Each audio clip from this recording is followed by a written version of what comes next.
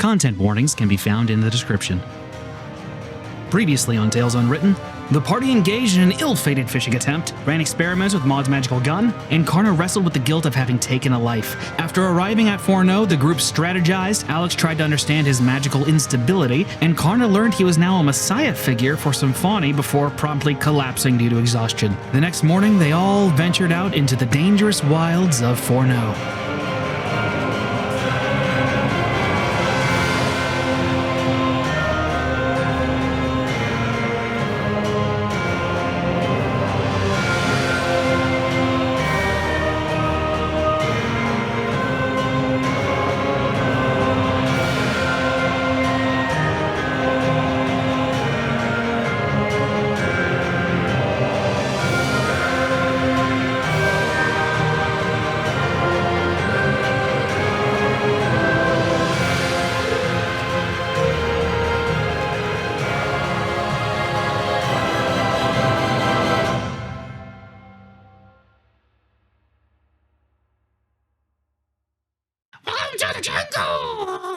We got stuff.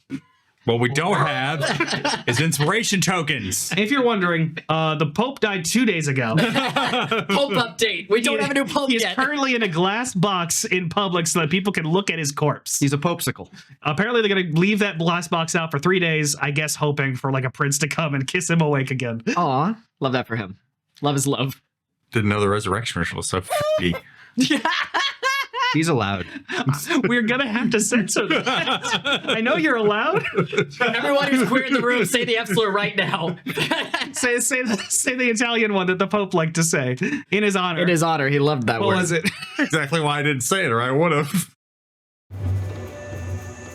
Maud leads the party as you all trudge through the dense jungle. There's no footpath to speak of, and you're following a somewhat esoteric map toward the first series of totems that should give you the clues you need to make your way to the Bathmorian village in Mount Forneau.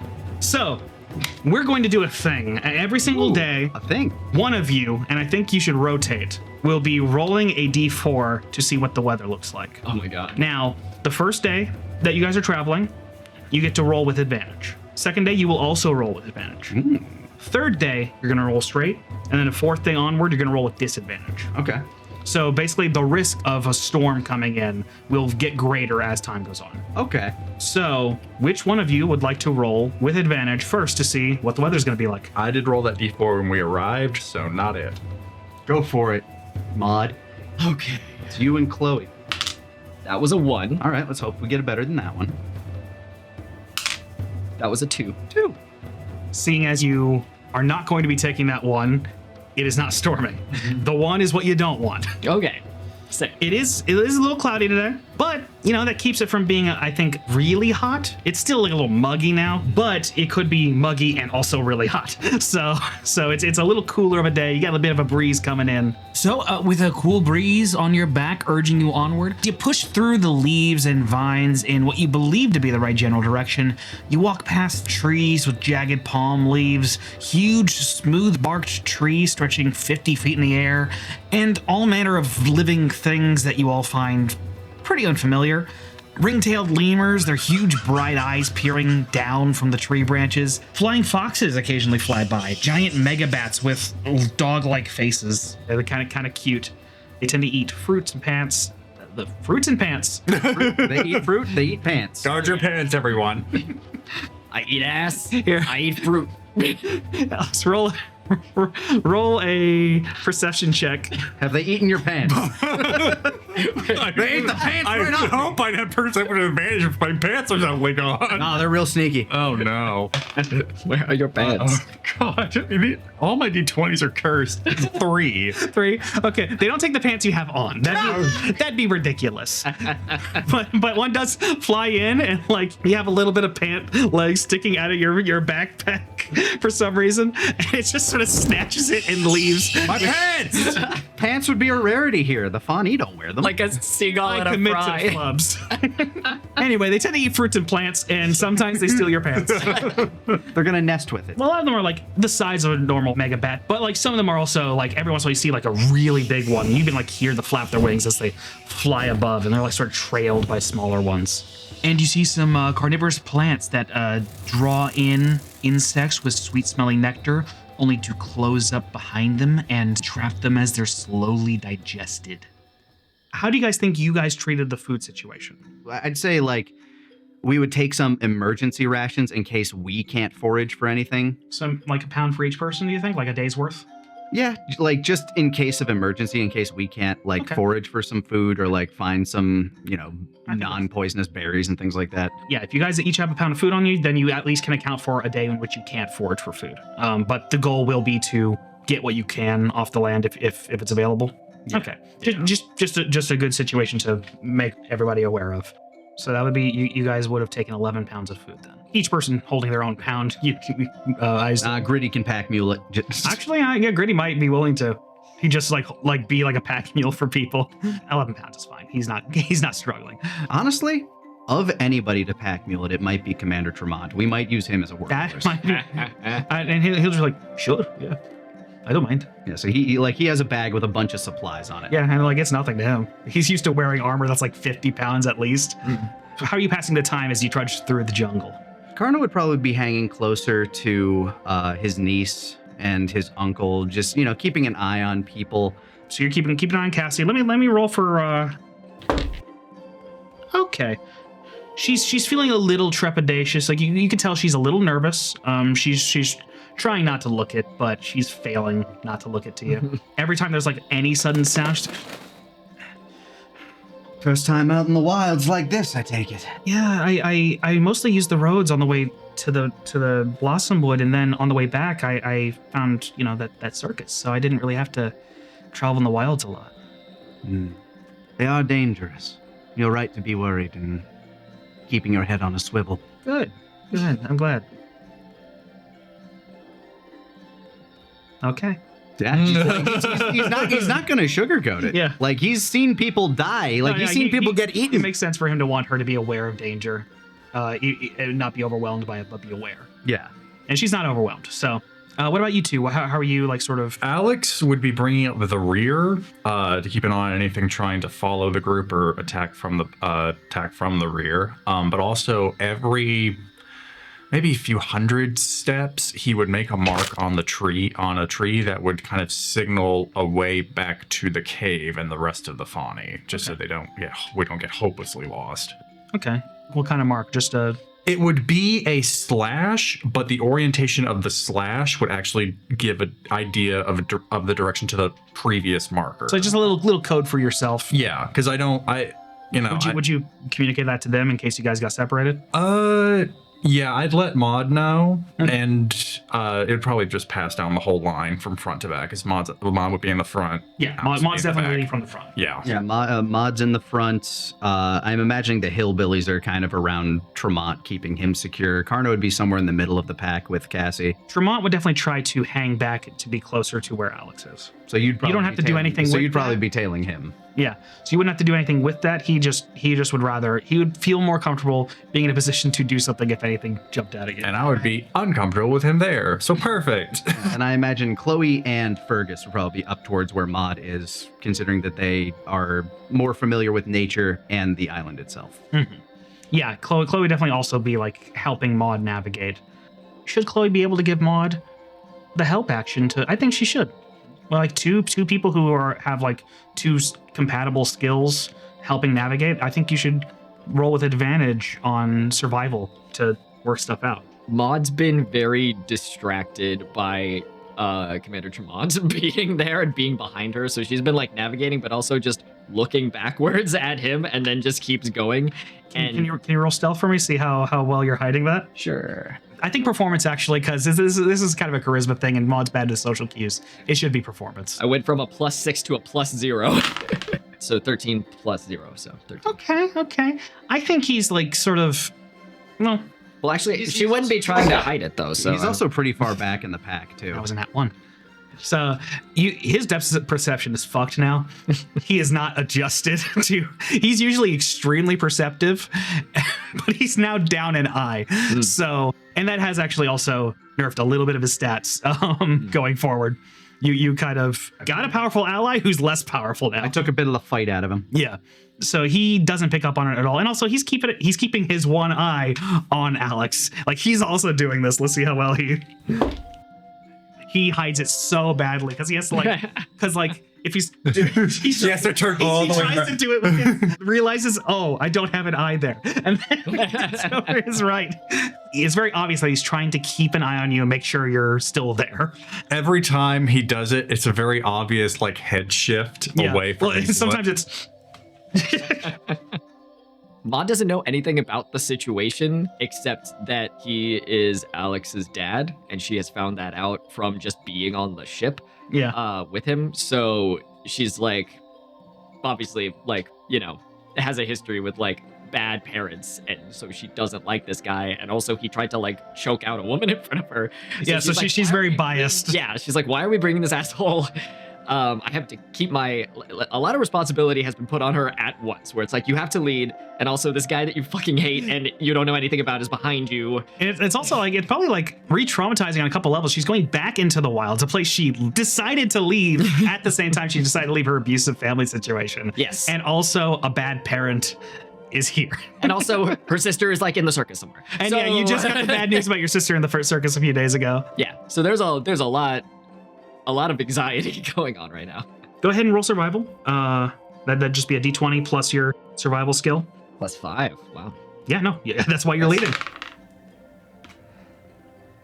17 +5.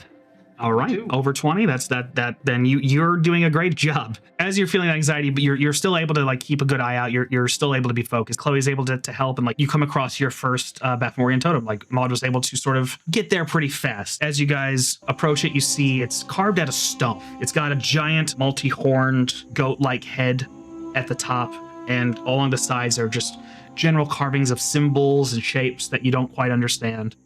That's definitely the one. I don't know how else there'd be. How tall is it?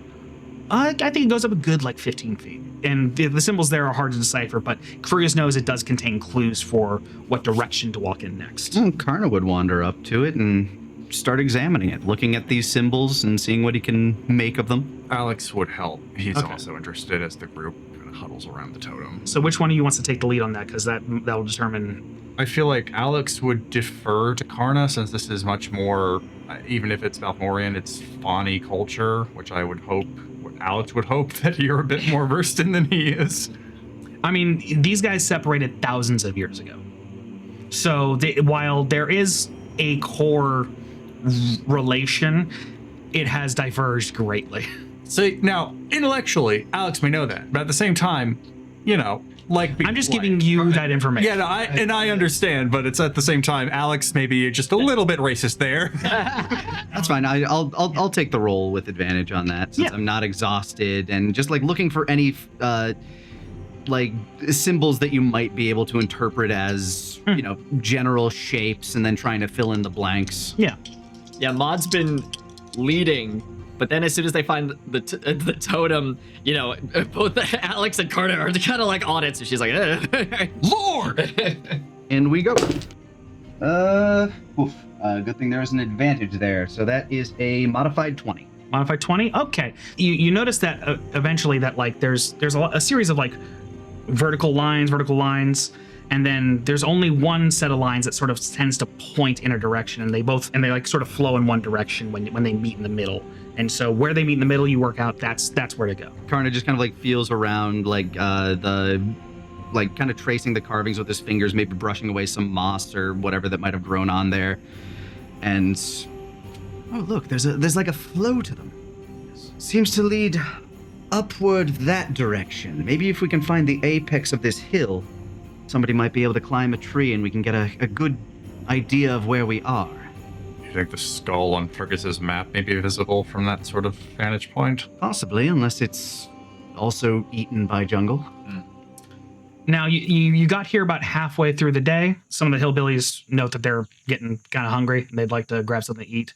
Karna is going to suggest that we at least get a little further in that direction uphill, just so we're, like, in case the storm does approach, we're on higher ground. Okay. And then we can try to, like, you know, get as close to the top of the hill as we can while not burning as much daylight, and then try to set up some semblance of a camp and then forage. Okay. So are you guys planning to camp for the night? Fergus noted last time that they did not sleep and they got there in 3 days. So you have a choice between risking getting caught in the storm or pushing through and taking levels of exhaustion. We also have at least 1 round of rations, so we could. You wouldn't want to burn them the first day, though, would you? It depends on how much speed. Well, and you guys haven't even tried to look for food yet, so. Yeah. Well, there's one lemur that has my pants that I would love to eat. It was a bat. I'll find that bat that took my pants. It's a bat. It flies. It's gone. Should we be eating our pants? Never had them. Neither of you. But yes, I was not aware that was something a person could do. I mean, I've heard about some people, like, they'll eat their shoes if it's, like, real bad.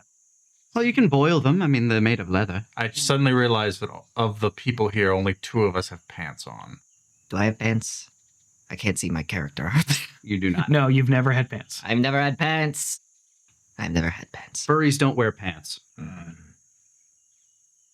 Well, do we want to maybe see if we can find prey as well from the top of that hill? Maybe kill 2 birds with 1 stone? Well, that was going to be my suggestion. I feel like we get as close to the top of this hill as possible and maybe see if we can forage along the way, and then if we can make camp, forage from there as well. All right. So you guys are looking to push a little further? Yes. Maud, roll survival again with advantage.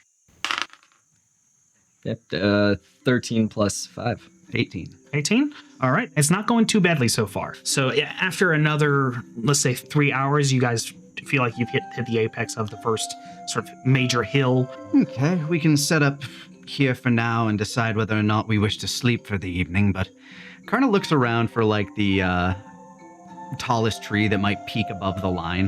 You can definitely see like another like baobab tree, the one of those huge, thick-rooted ones, like just 50 feet in the air. No matter what, you either need to somehow be able to grapple up to one of the higher branches, or you need someone with a great climbing ability. Somebody with claws, perhaps. Someone with claws, perhaps. Who could that be? Everyone just sort of looks at Maud when they see the tree. Maud, would you be able to scale that tree to see if you can get a better look at the island from there? Oh yes, I am a very good climber. Keep an eye out for anything that looks like the totem we found or a giant skull, and failing that, stuff we can kill and eat. Gotcha. Hillbillies, Chloe, I think it's time that we look for some food. Alex, would you keep an eye on your father? I'll keep an eye on our camp. That works. I mean, I'll stay at the camp. Yes, you will. For the sake of it, I am going to give each of you some bardic inspiration. Look, a little mode of energy starts to kind of like hum around you. You guys are separating a little bit. You go out for a bit. We'll call you back in. All right. You guys may be going the same direction as you look for food and go to the tree. Like, you're a meat eater, so Yeah. maybe you'll find a nest of something in that. Yeah, you tree, might want to too. look for something that might help sustain you a little better. All these fucking vegans. I want some meat. The Fani are capable of eating meat. Does Fergus tend to like meat more, or Fergus also usually benefits from having a little bit of meat. what do I add? Survival? Survival, yeah. Do I have advantage? No, you do not. It's just 8. You can add that D8 if you wish, and you can roll it twice since you're doing a skill check. Plus 6. This one's 2. The 14, you're able to find like some small birds that you can gobble up and maybe kill one to bring back to. Get some. Oh, Fergus would probably want to cook his, To but save time, you just yeah. But bones and all. you're able to like climb up a small tree and just like slowly just make. bird, I'm a bird. Yeah, just in bird voice. Who wants to fuck? I want to fuck. I'm so horny. Ow! It's violent. That's what. Like a Looney Tunes cat. Just. Yeah. That's probably what you did in the wild. And like, I think you maybe have a moment where like one of the birds is like a little hesitant at first because like your accent is a little off to them. You don't fully speak this kind of bird. No, trust me. Trust me, I'm real horny.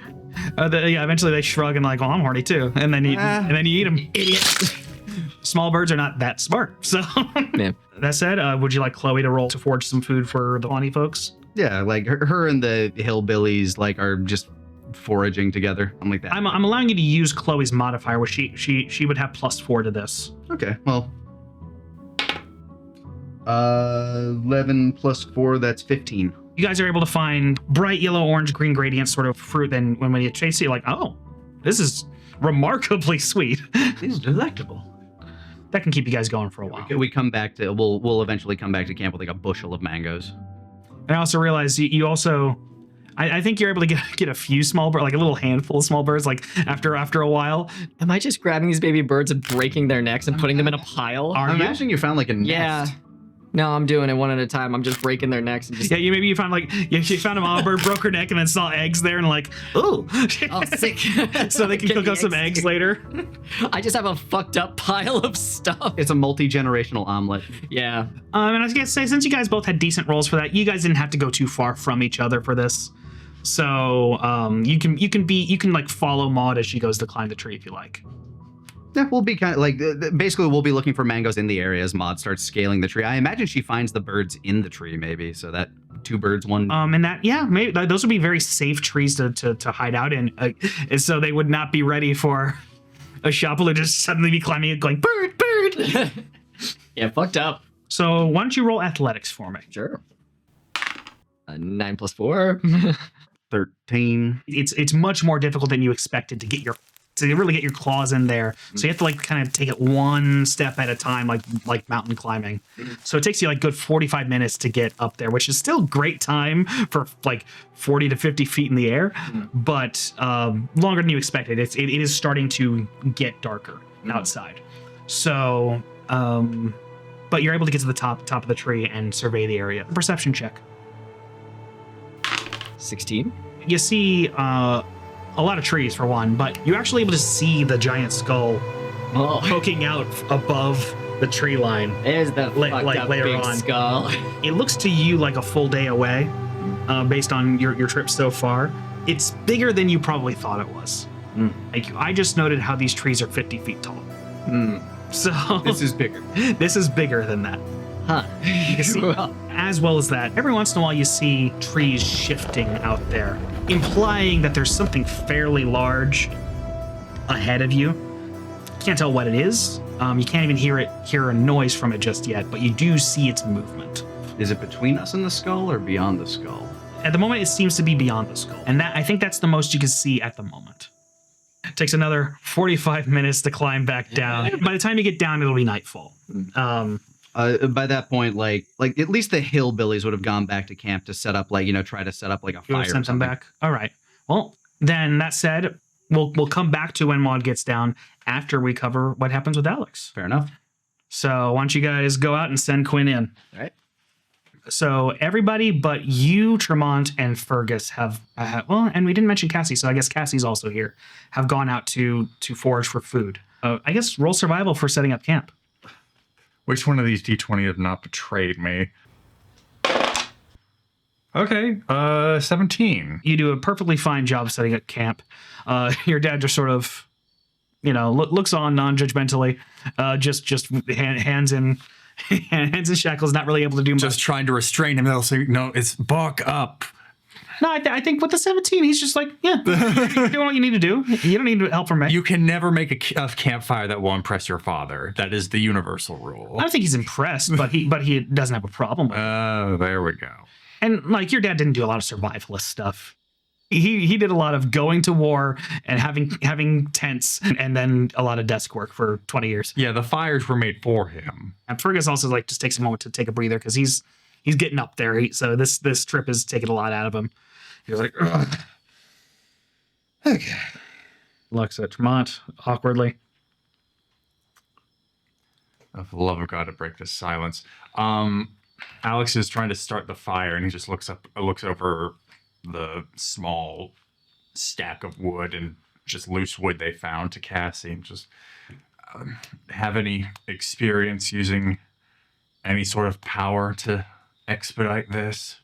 Oh no, I didn't even know I could do anything magical until I was on that boat. That was a surprise to me. Just with that last little. What did it feel like for you? It was.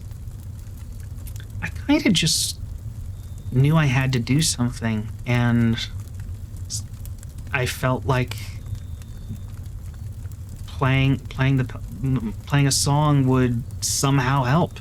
And I don't know why I felt sure about it, but I did. Did perhaps your mind go to Karna and his power with song?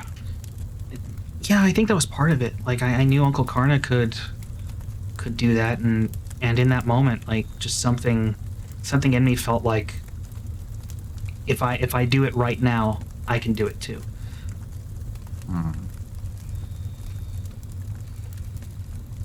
It just felt right. It felt right. Determination, something to call upon. Maybe it's instinctual. Alex will dig one hand into kind of the soil and just wave the other one kind of around the camp. And he's going to try to cast Mold Earth, which will allow him to kind of shape a small area of loose earth if it succeeds. Shape it into what? He is going to just see if he can create just a very low wall. Essentially, he's going to excavate half of it, form it up on top of the earth that's already there to kind of just create just a short 3-foot wall to give some relative shelter to the area. Okay, so you're attempting to make a wall.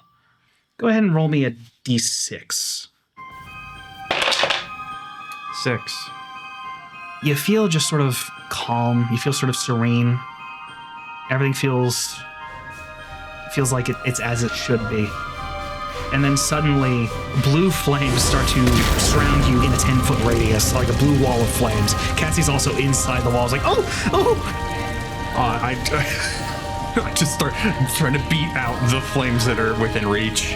Do they, like, burn if I put my hand close to them? It's actually cold fire. It can't hurt you. Oh. But you do feel that it's very cold, and, like, it would hurt you if it weren't intended to protect you. Is Tremont and Fergus on the other side? They're outside the wall, and you hear Fergus like, go, whoa, hey, Alex, Alexander! Give me a moment. Oh.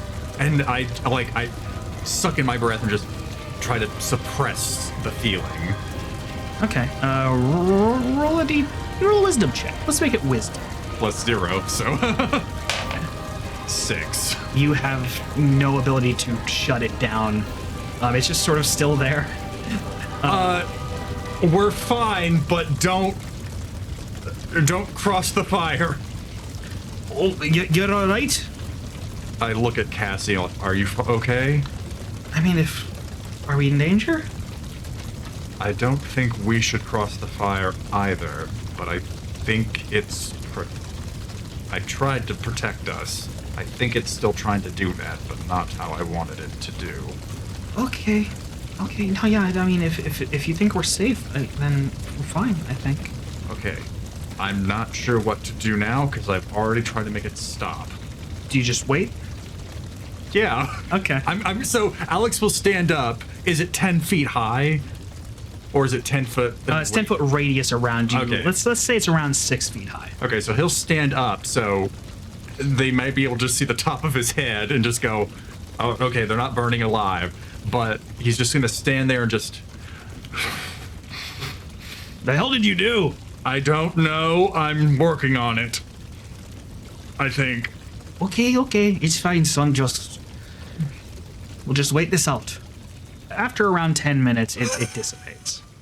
How do I feel after that? Do I feel like any more tired having expended that? You feel like you lost a spell slot. Huh. Okay.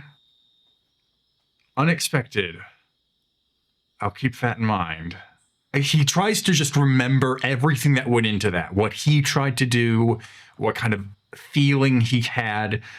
He's trying to recall every single piece of information that went into Wall of Cold Fire. The main thing you felt was just, in the moment of casting, was calm and just like, this is what I should be doing.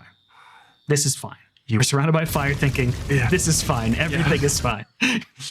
You would think serenity would mean I would accomplish what I wanted.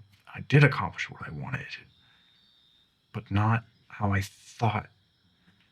It's not instinctual. It's not instinctual, and that's when he looks up at Cassie and just went, "It's not instinctual." Okay.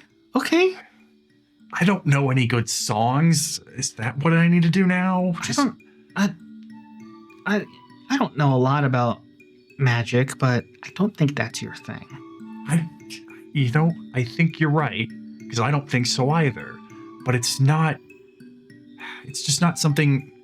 He draws his sword, turns away from Cassie to not brandish the weapon towards her, and just kind of like goes through one of like the dozens of strike moves that he learned at the academy. And it's just so fluid how it flows out of him.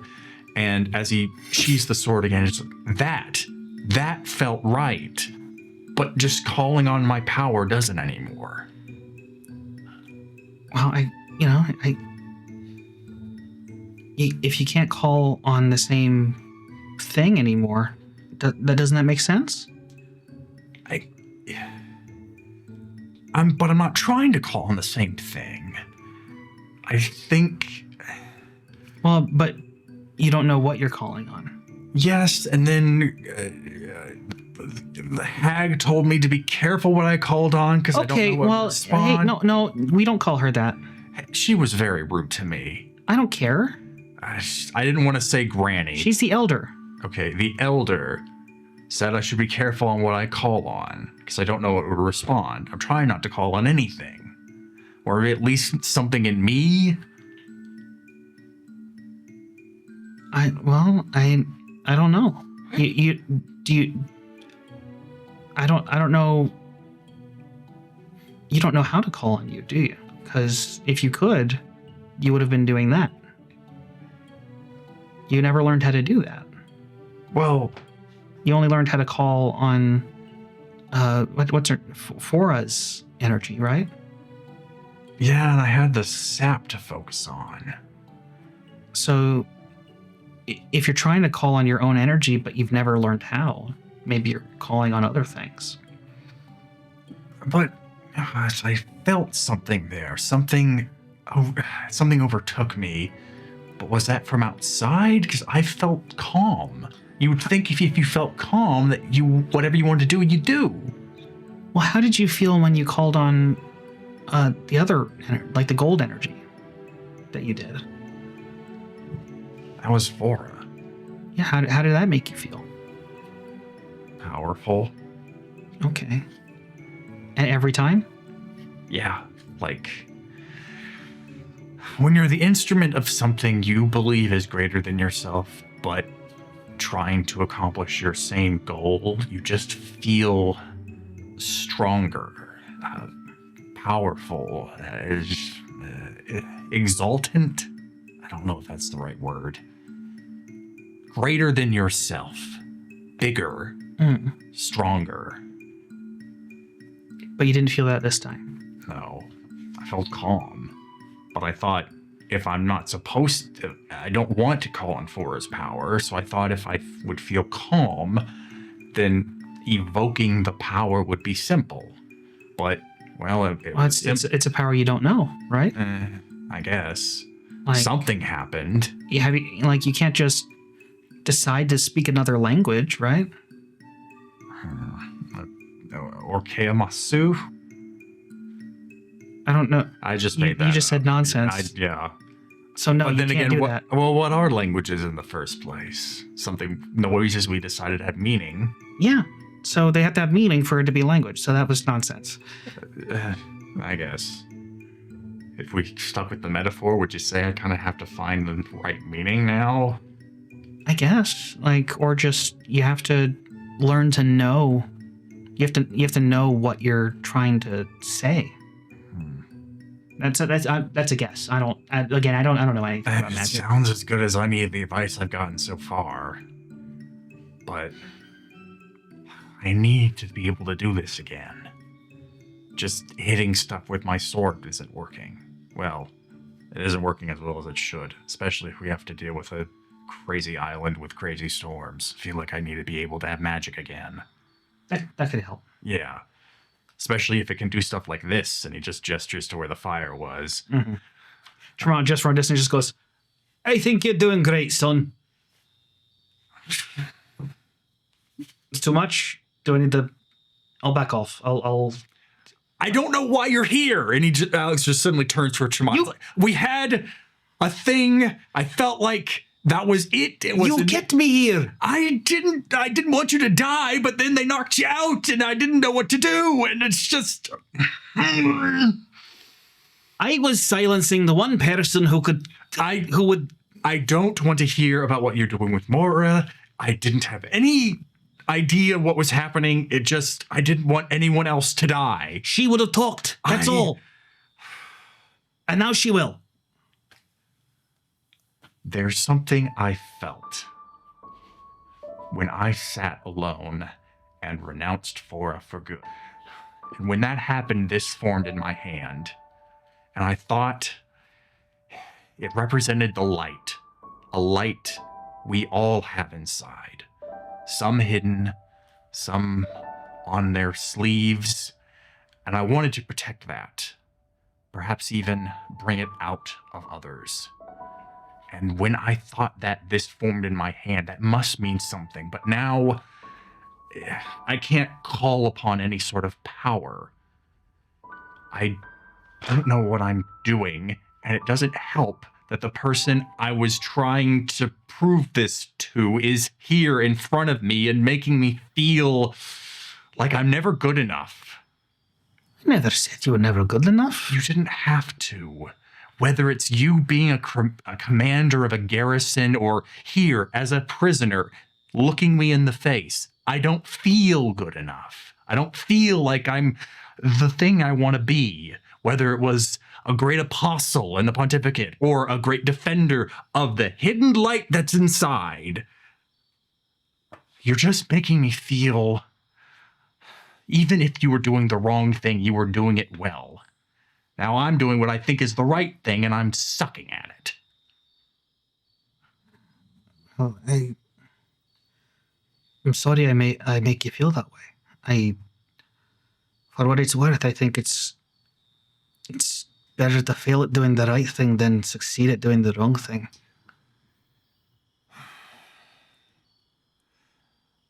Not a bad idea, but I can't fail. I don't want Mom to rot in jail in Bottega because I failed. I don't want all these people, and he just gestures to Fergus and Cassie, to suffer because I failed. I need to bring out the light. Whatever light Fora hid when she landed here. I need to find that, or people will keep suffering for stupid reasons.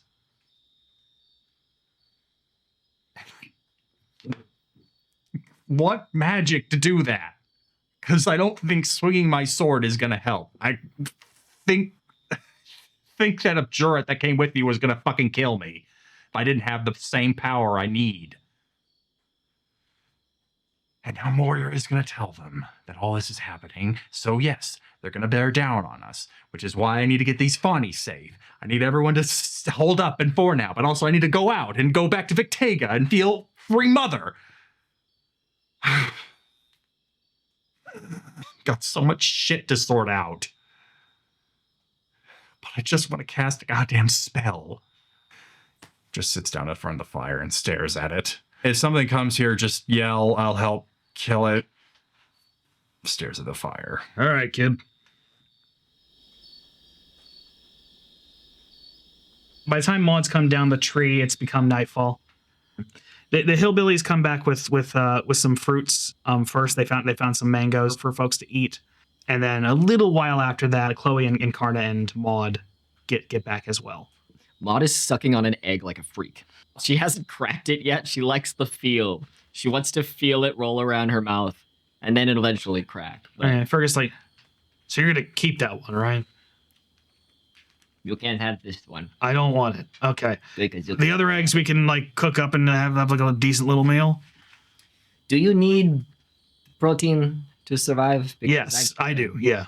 okay, then you can have one. Okay.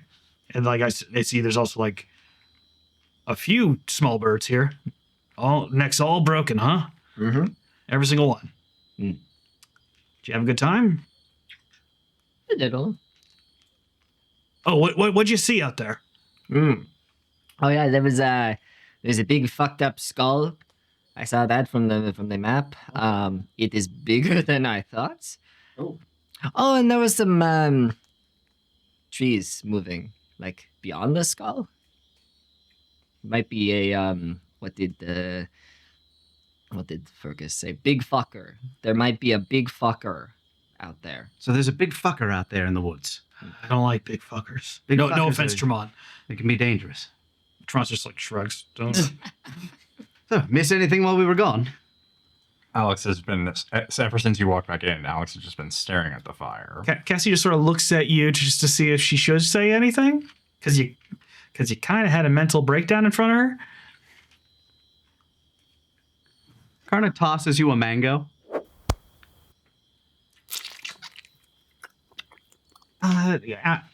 Alex kind of made like a big ring of blue cold fire around us on accident. Oh. Oh, that's fascinating. On accident. It wasn't what I was trying to do. It happens to the best of us. And that's all Cassie's gonna say. Cassie does not feel like mentioning the more emotional things you were getting into. Yeah, so that's that was exciting. Well, It went away after like 10 minutes. Karna would start using an ability, playing Song of Rest, just kind of letting us chill while we eat our mangoes. He'd probably settle somewhere near Alex. This is just for flavor, basically. Mechanically, it allows you to heal an additional D6 on a short rest. Tensions in the camp feel rather high. Yeah, Tremont's just sort of like,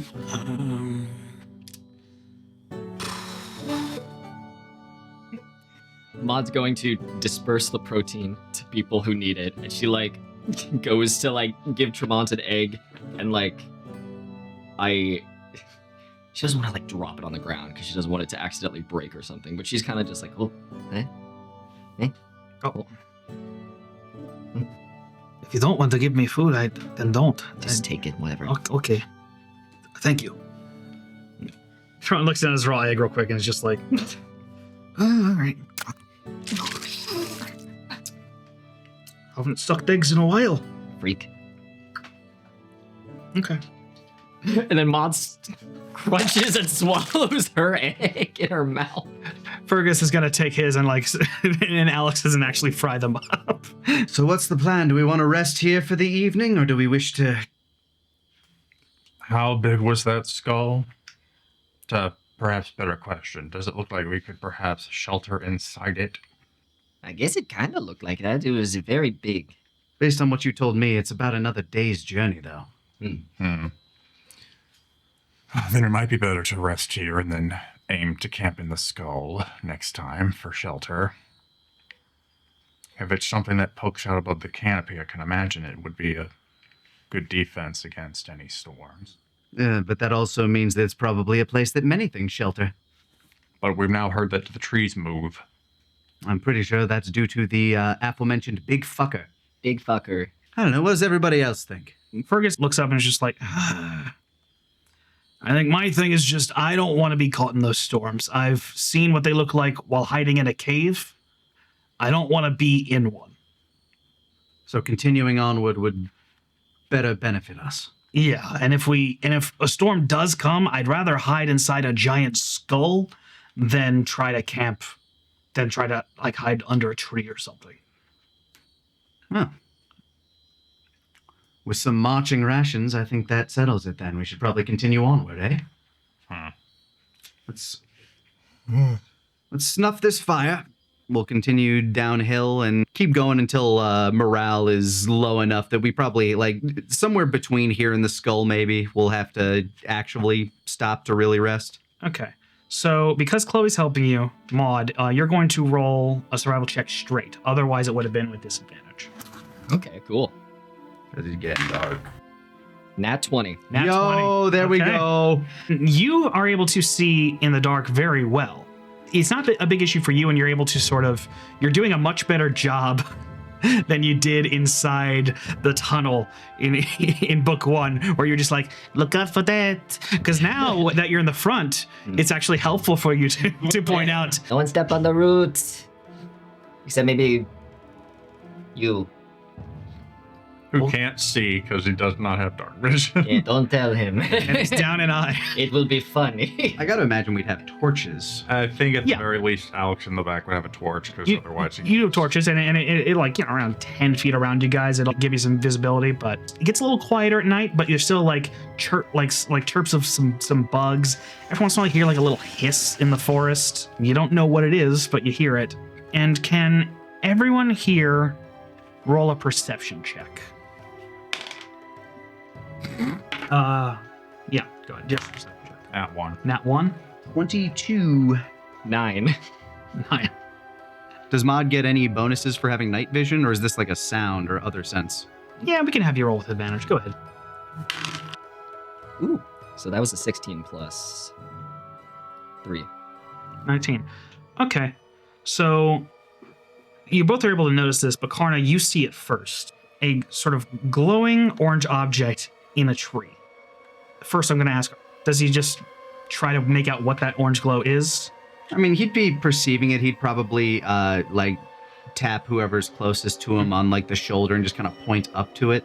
Okay. I'm guessing probably probably Uncle Fergus, because he's been here. I mean, I know he was blindfolded, but Okay. oh, look at that up there. Yeah, okay. I'd like you and Uncle Fergus to roll wisdom checks. Wisdom save or just check? So wisdom save. Sorry, DC 15. Oh, okay.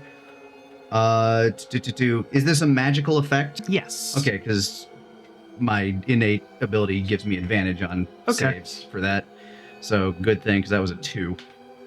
Much better. That is exactly a 15. That is exactly a 15. All right. You feel yourself almost falling for a second, but you're able to sort of catch yourself. Oh, look at that. Woo! Okay, don't look at that.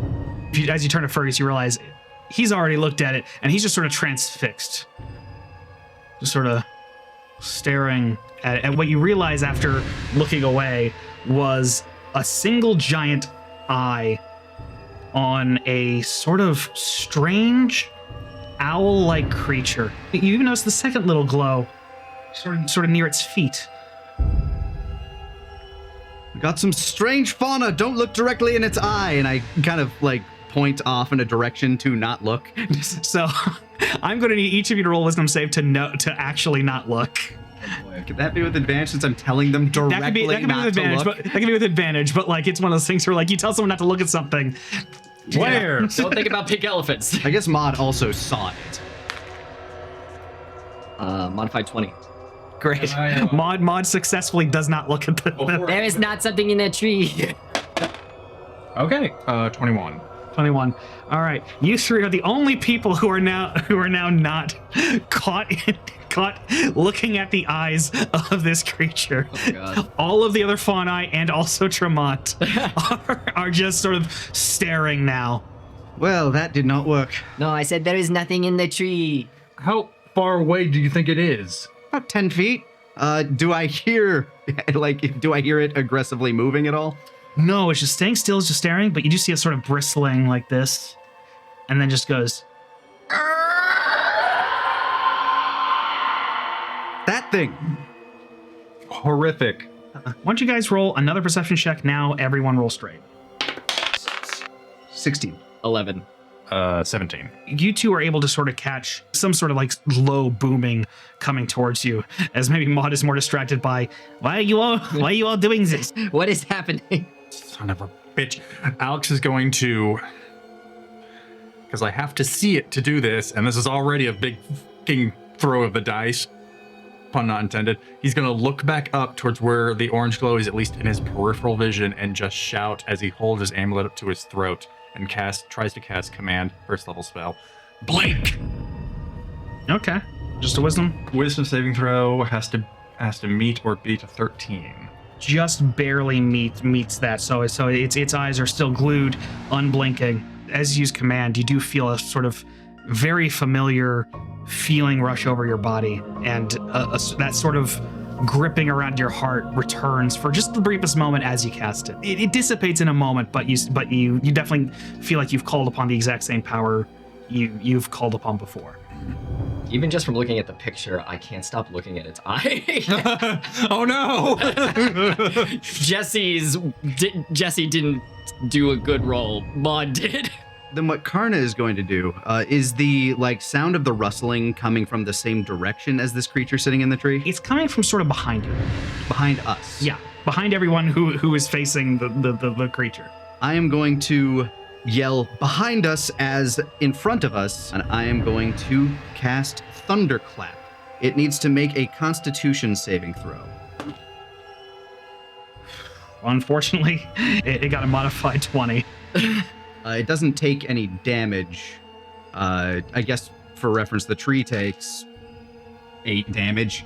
But a loud, thunderous crack can be heard from that as Karna just kind of strikes a power chord on his lute, and a massive boom sound kind of shakes the area that can be heard from 100 feet away. And I'm still going to have it roll something to not be startled, out of this. Okay. I don't think a 12 makes it, so I think it does actually blink and sort of flap. It might come back, but I think it's sort of circling around at the moment. So now everybody is, for a moment, knocked out of their stupor, being like, what's... We're under attack! I turn as the larger thing continues to approach from behind, and I turn towards it. It starts getting closer and closer, and it starts increasing in frequency of, you hear these sounds. Everybody's picking up on it now. Alex will go ahead and throw the torch he's carrying towards the noise. Looming above you a good 20 feet. Oh, Jesus. That is big. Is a thing that at first you're like, is that just a tree? But then you notice the blood.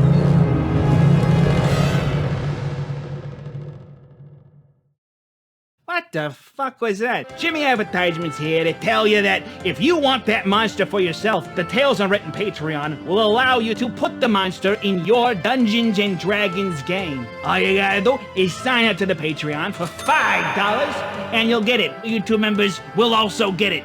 So hey, go to the Patreon, get a monster, and nobody can tell you what you're allowed to do with that monster. As much as I would love to do that, just to stop you. Don't do that, don't. What is wrong with you? Stop! It's a sort of palm tree looking creature with long, thin spikes for limbs, big tree trunk legs, and a horrible sort of body/face that has just holes that are pouring blood out of it. If any of you wants to roll a nature check, you can see if you know what this is. If you gave me 400 guesses as to what the creature was going to be, it would not come close to what this is. All right. Oh, fuck. Nope. I don't know. That's a nat 1. If I hadn't asked you to roll it, I probably would have made you terrified because of the nat 1. Honestly, but I said, Karna still kind of is. He looks up and I'll take disadvantage on my initiative because of it. How about that? Okay. However, I will take yes, absolutely. in exchange My little treat. It does look like you don't want to touch it. Oh, so those are spikes all over. Those are spikes. Oh, Lord. big fuck. Jesus. And then we still have that other thing flapping around us. And yeah, the Stryx is still circling around you guys. Sorry, that owl thing is called a Stryx. Yeah, Maud, you can put together pretty quickly. You've been around a lot of creatures in the wilds and stuff. This is some sort of scavenger that entraps victims, calls this thing to kill the victims for it, and then it'll feast off of whatever's left. Jesus Christ. Yeah, that's synergistic. That's nature does that shit. They have a symbiotic relationship Aw, at the expense of anything that gets in its path. this is a nightmare. All right. Well, We're in combat once again. the trees are hungry. The Stryx flies above you until it eventually perches on a tree nearby, just sort of watching the show now as this what we're gonna call Engorging Palm faces you guys down. So first up is Alikos, who's just, he's young, he's ready to come. So he's gonna immediately make his way over to the Engorging Palm, just scream, "For the Scion!" and I didn't ask for this. and move. Oh god, they could die. They absolutely could not. I mean, he's going to be a good litmus test as to how dangerous it is to smack this thing. Mm-hmm. Yeah, send your follower at it. I'm not sending anyone. He's sending himself. You're not telling them not to be followers. They aren't you. Pikmin, Jesse. I brought you this. We did establish that Karna looked upon this thing and was immediately terrified. So he might be a little distracted. I had enough adrenaline that I'm still like in the fight. You're still in the fight, but like you rolled an at one on I had no idea why. Yeah, just like question mark. Duh. Imagine you're following your prophet, and all of a sudden he sees something that's like, oh my god. Fuck that. He runs up to the Engorging Palm, takes out his short sword. He tries to hack at the trunk. Unfortunately, it's not easy to get any purchase in this thing. Oh. That said, it does not have that damage, so with a slash, he's going to deal this thing 6 damage. And you see some red blood sort of drip out from the trunk. It's perfectly fine though, and that's kind of, well, he can use his movement to like back off now. But next, after that, is Maud. What does Maud do? Keep in mind that if you want to use your gun, you will have to load it first. Yeah. And that you can use a bonus action for that. It doesn't have to take up an action. Cool. So I can load it and shoot it in one turn, technically? Yes, you could take out 10 ball bearings, but you only have 100, so you only have 10 shots for this. And stuff it in and shoot. However, that would only be like 15 feet in front of you due to like the nature of that not being what it's supposed to do. Like sort of a spread 15 feet in front of you. Maud, shoot the flying thing! She's gonna hide and then sneak attack and attack with her sword. Sort of like dash behind it to hide. All right, go ahead and roll stealth. Ooh, 25. You successfully hidden from it, and you're looking to just sort of. I'm gonna try to hit in the same place Alikos hit. Then go ahead and roll your attack right now. That's a 5 plus 4. Okay, so yeah, a 9 absolutely hits. We're also throwing in sneak attack. 6 plus 5 plus 3. So 9 and 14, you managed to like hitting that gash, sort of slice through the like sort of stump foot, dealing 23 damage to this thing. You have significantly hobbled it immediately. Hell yeah. Yeah, like let's add like a horrifying screech as it lands on like a bloodied stump.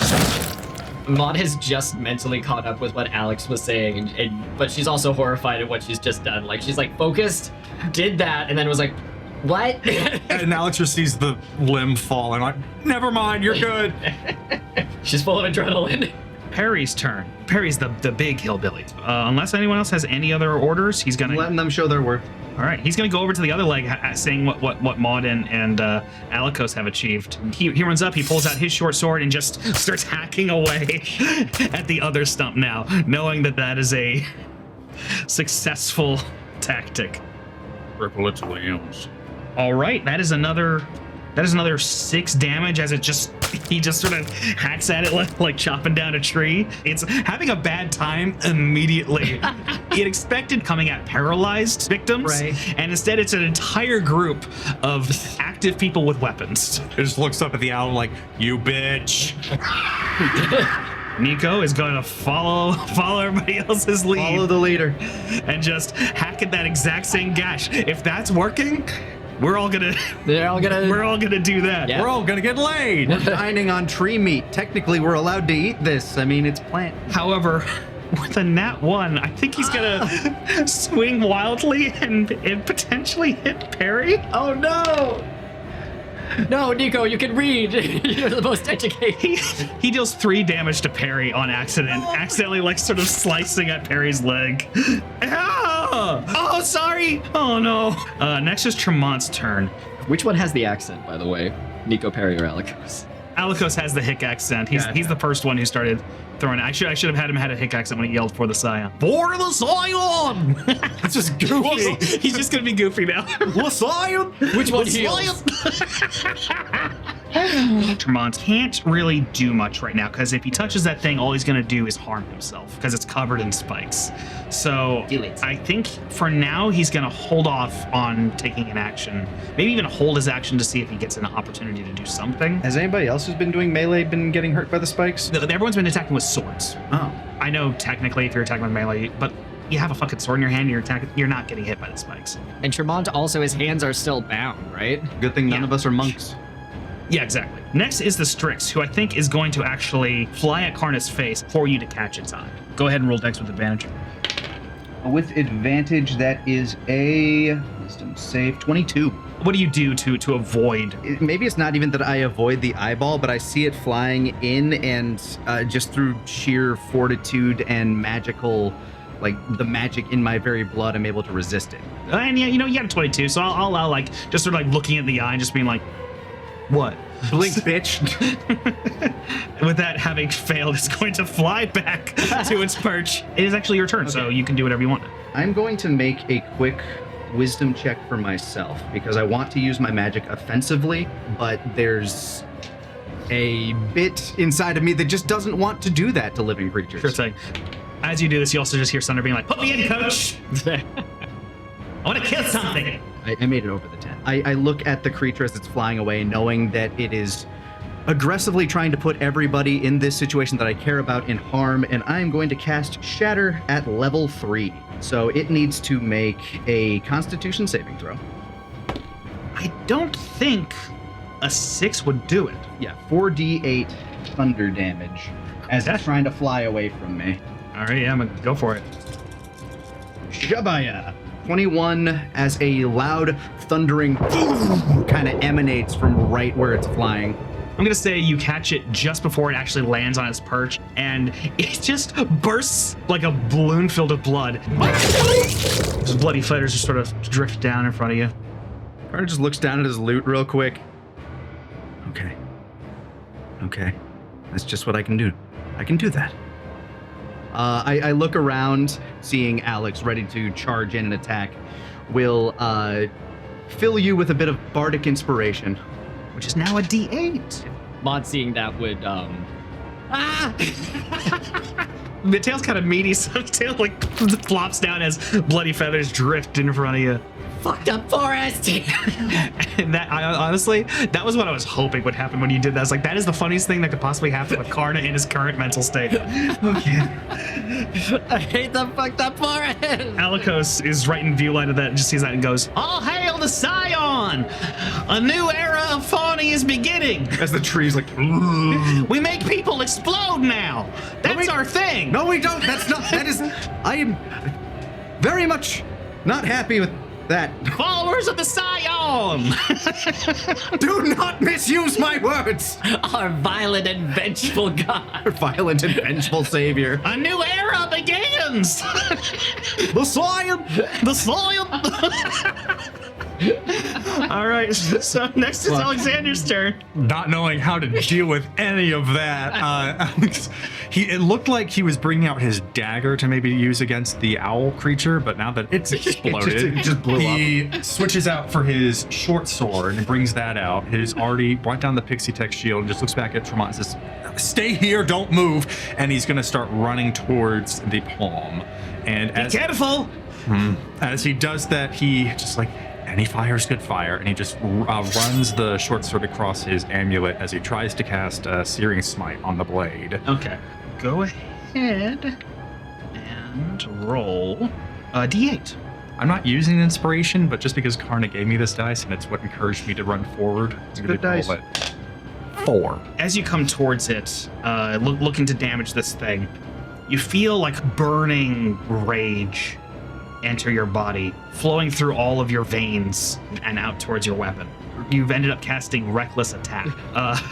So You just gave yourself barbarian. so you're gonna have advantage on melee weapon attack rolls using strength right now. This one. But attack rolls against you have advantage until your next turn now. Oh, lovely. Sadly, this is using finesse weapon, so I'm using dex. Doesn't change the roll at all. 10 damage, and why not?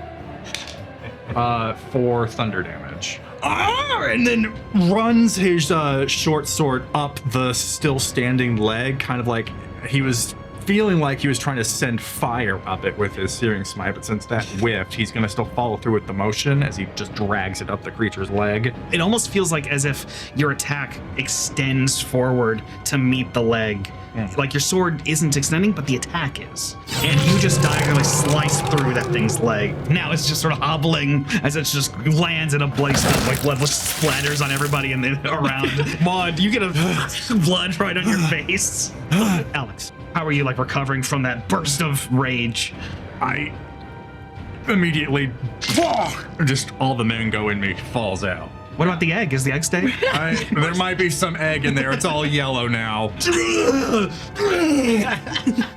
I love how fucked up this got immediately. She's covered in blood and he throws up. And we're just Well, the Engorging Palm, now down 2 legs, bloodied, not feeling good, it's now capable of attacking.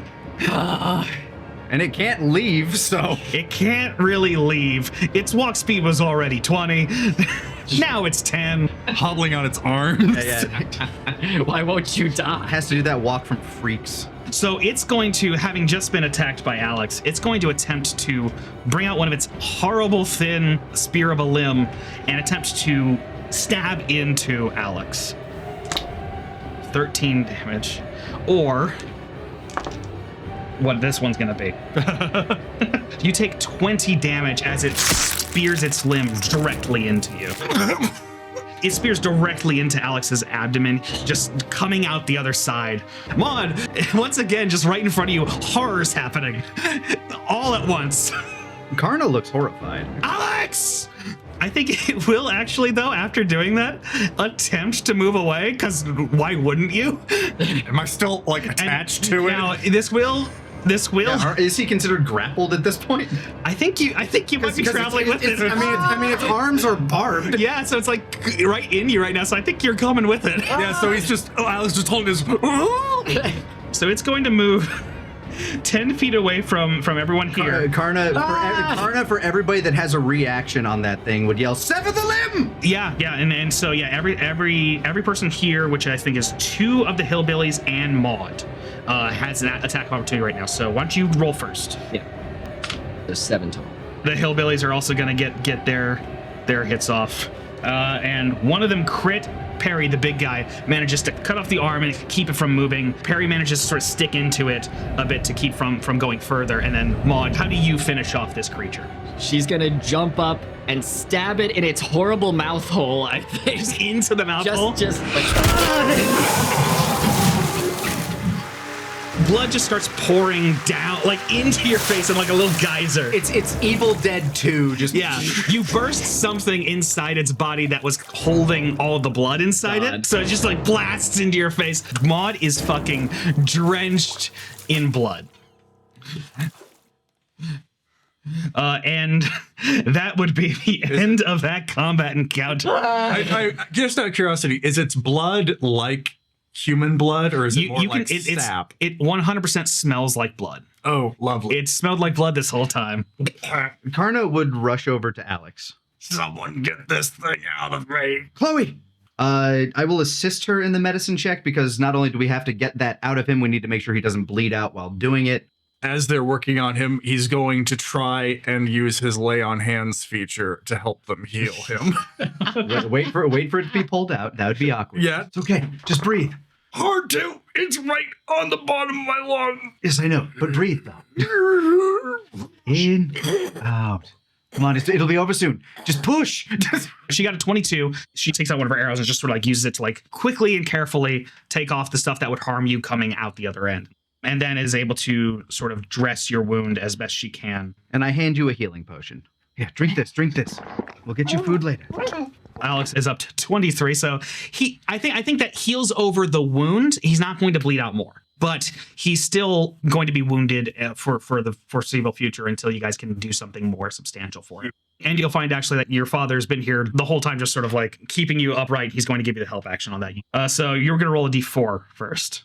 Ah, the wild magic paladin. 2. I guess, yeah, he'll give you advantage on the actual result. So 2? Yeah. Okay.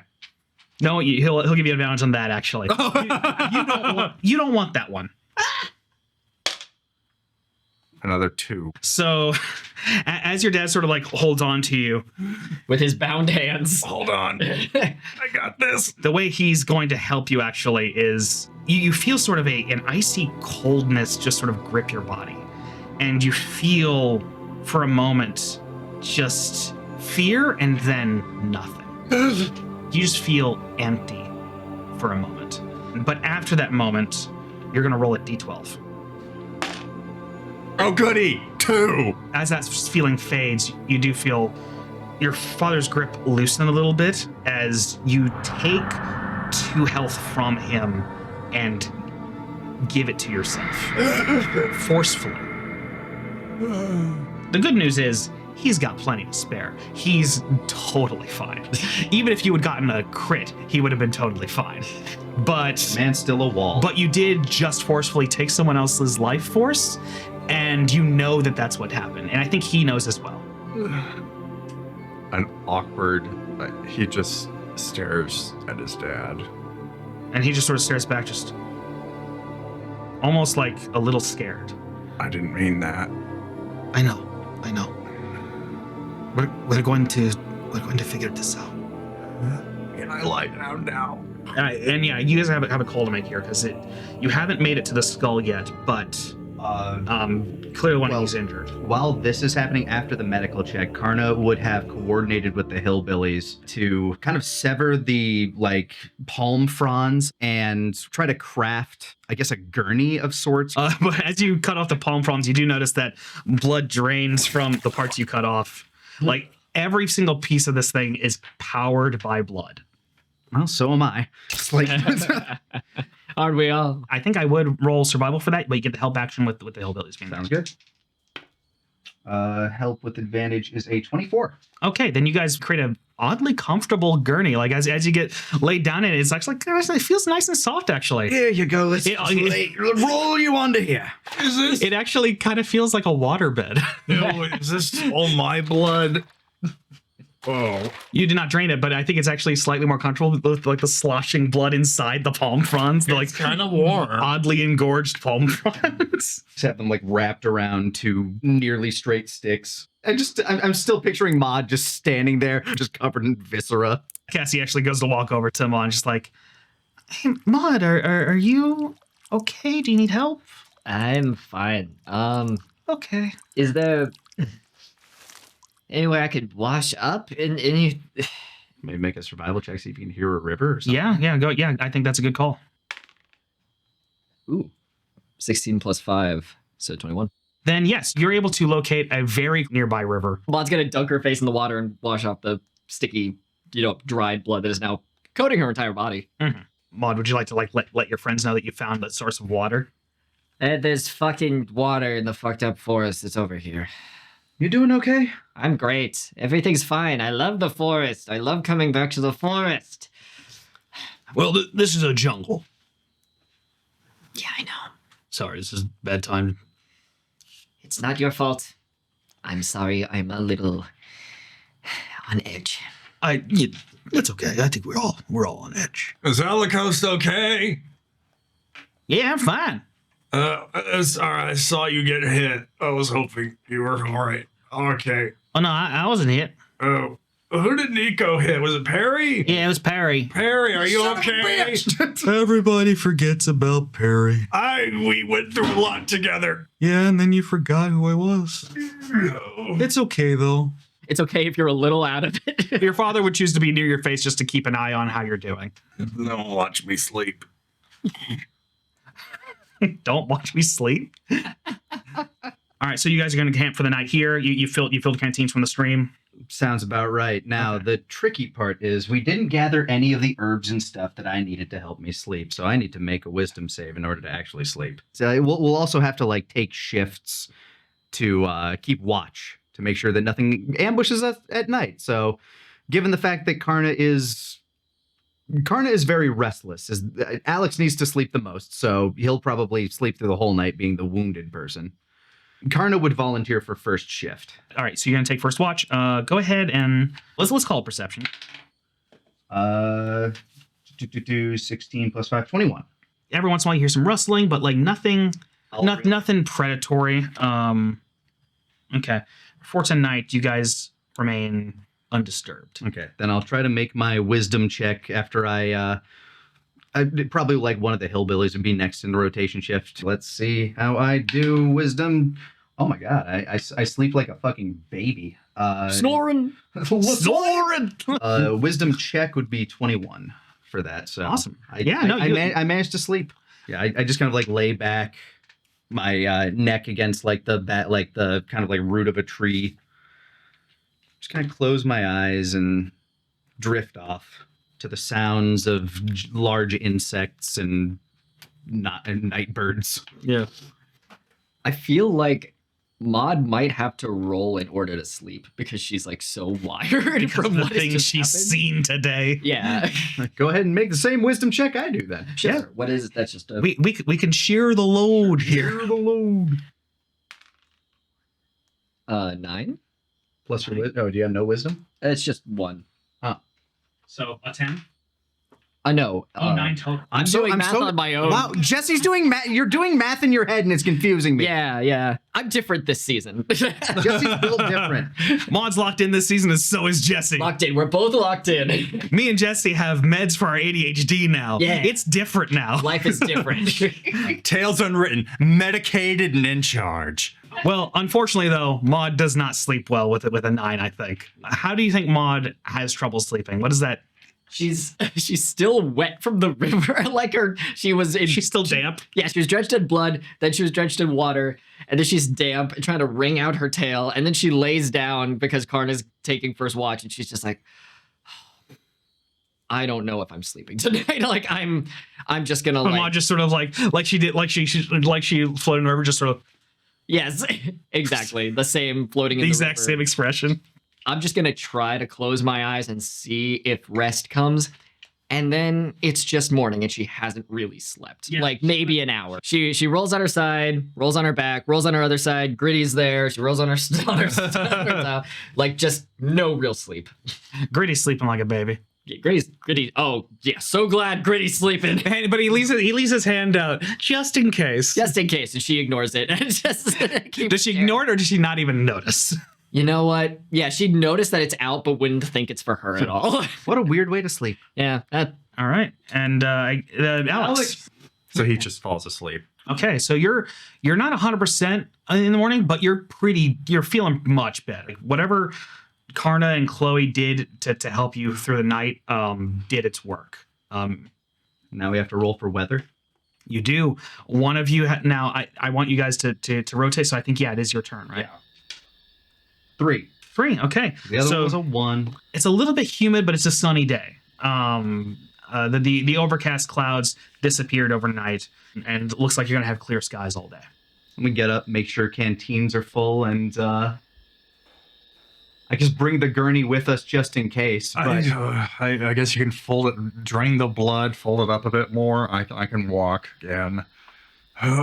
give it to Perry to lug.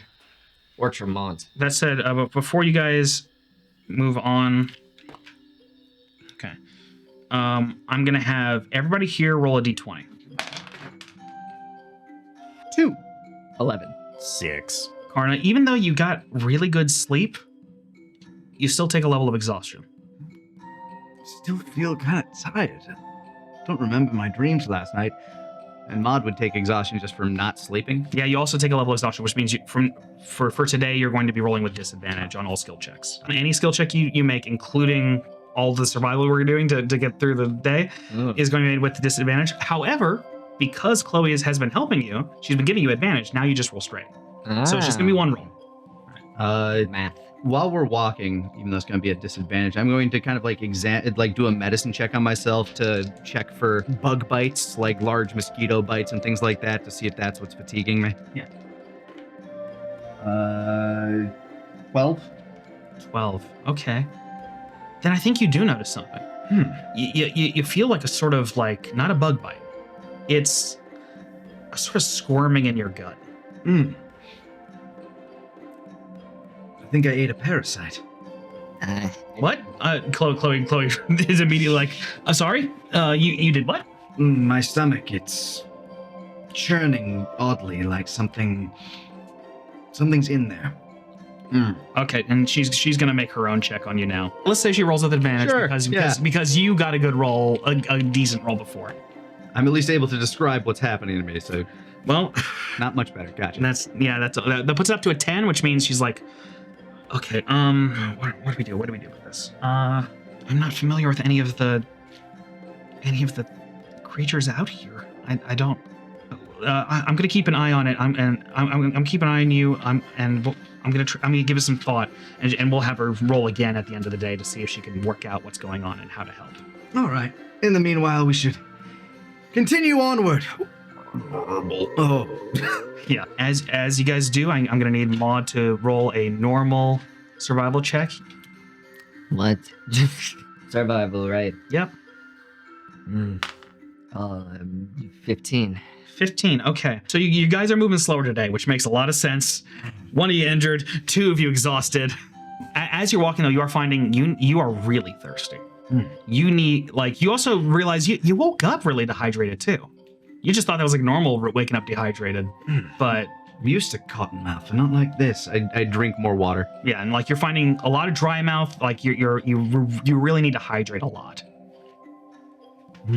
I drink and I drink. So you have to piss a lot, or? No, actually, you don't have to piss at all. Well, I got something doing the pissing for me. Chloe's definitely noting and finding very concerning. It's moving slow, and midway through, you're still not at the skull. You didn't get there at the time you thought you would.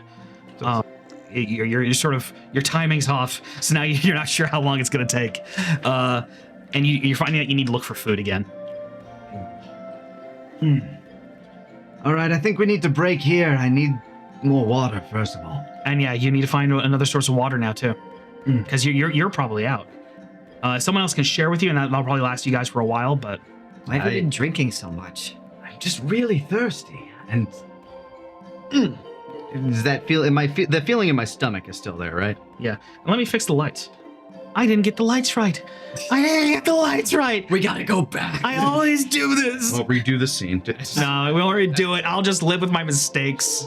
I guess we take a break wherever we ended up to search for food and another source of good water for the day. I mean, we're in a tropical environment, so water wouldn't necessarily be that hard to come by. Yeah, and you're constantly kind of on a right now you're kind of traveling alongside a slope. So you're in a place where you'll probably at some point run into a river. So I even say you can roll survival with it. One of you can roll survival with advantage with whatever the equivalent of advantage would be to find water. That'd probably still be something for Maud to do. Cool. So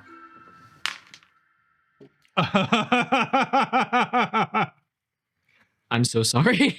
That one. So not only did Maud not find a source of water, you are all running low on water now. I think with a nat 1, that has to be the consequence. The amount of time it takes to try to find water, everybody else is drinking theirs.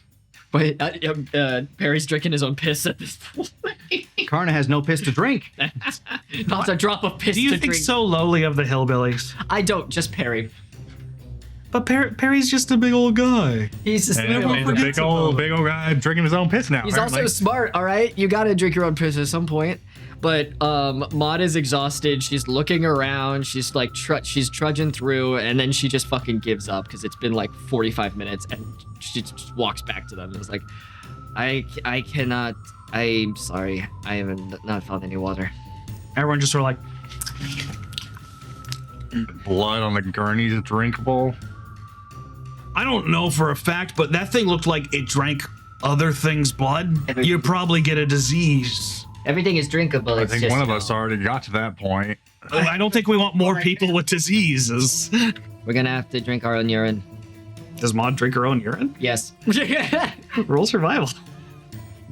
With disadvantage. Well, she's a survivalist, all right? This is just normal to her. This is not the first time she's had to drink her own urine. Oh wait, we had a long rest. Oh, yeah. Yeah, just Oh, that said, I did fail my not getting infected. That's true. That's true. You get Take it it back. Disadvantage. Disadvantage. Oh no, it's just straight, right? No, it's Because- disadvantage. 'Cause you're not getting Chloe's help right now. She's not gonna help you drink your pee. What? Chloe! You only get Chloe. you only get help with navigating. You're not getting help with drinking. Chloe, help me drink my own pee. So it's it's You have to roll it a second time, yeah. Oh, boy. Take the lower number. Fuck. One of them was a nat 20, but I have to take 8 plus 5. I mean, yeah, you could do that. That'll work for you. Sick. Okay. All right, Mod. Rehydrates. Mod successfully rehydrates. Does anyone else want to try to Alex do that? is Karna not- has no pee to drink. That's true. If somebody's Karna- willing to volunteer Karna their can't piss. do it. I'll drink someone else's piss. Who wants to? He's done it recreationally. I'll give him some of my piss if he wants. I'll take a glass of Mod's piss. All right. I think with a 13, you only had enough for yourself. Oh, I am so sorry. You have to ration the piss. Yeah, Alex. Quinn is removing himself from the bit. Yeah, How about your dad? Should I drink your dad's piss? I make no comment or commitment for my dad's piss. Jamont. I'm very uncomfortable. Well, sorry, but we're trying to save So your was life a or noose, something. asshole. Yeah. Look, I don't know what that means. I but do yeah. feel very guilty for things, so if you need my piss, I'll give it to you. Give us your piss! You son of a bitch! Mod is exhausted. He is able to give you piss if you want it. Give us your fucking piss, you You idiot. don't need to point the gun at me. I already said yes. Okay, good. She puts down the gun. Your friends are very violent. Did the gem turn yellow? It's yellow. That said, how are the hillbillies doing? Do they have spare piss? No, Are we get checking Trump everybody's? piss. Is everybody doing a piss check now? Piss check. Piss check. Everyone, piss check. I want to know who's loaded. Okay, I rolled one. Perry seems I like- rolled one roll for everybody else. Perry seems like he's got a lot of pee. Everybody else got a 6, so they don't need to go right now. Damn it. Perry. Fill my flask with Tremont's piss. Tremont does it. He doesn't feel great about it, but he also wouldn't feel great about refusing the request. So, All right. so you can drink Tremont's piss and remain hydrated. Oh my god. Survival. Survival. I'm gonna feed whatever parasite's in my gut the piss of my greatest enemy. Yes. Yes. Alex. Drown it in piss. Yes. Alex will ask for Perry to produce the gurney and just grab one of the leaves and see if there's any blood still in it that hasn't dried up. That's disgusting. Roll a d20. How many servings of piss do I get? 1. What serving size? 12. 12. Then yeah, I mean you're able to get some blood out of there. What do you want with it?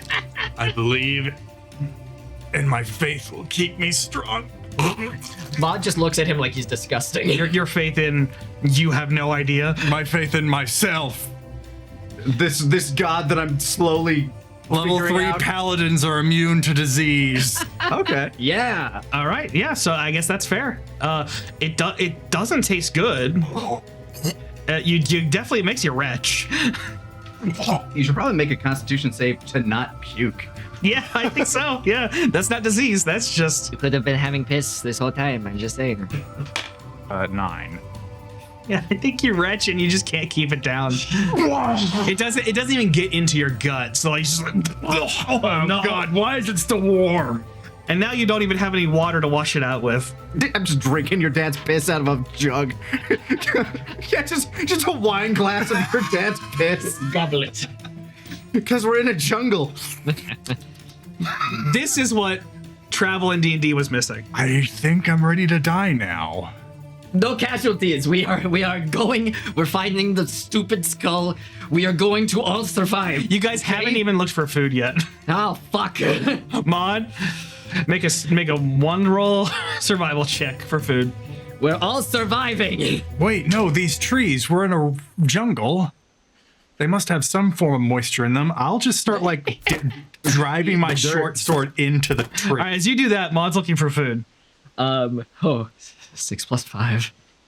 11. 11. Okay. You are able to find like it almost looks like a cave of greenery. Trees sort of arching down into almost a tunnel, and you see fruits. They smell very sweet. They kind of look a little bumpy. Awesome.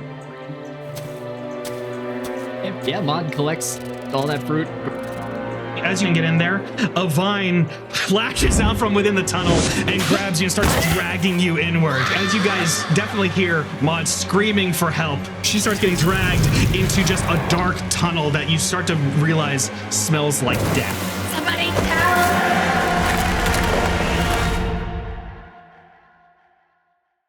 Just the tip. Yeah. Oh, sticky.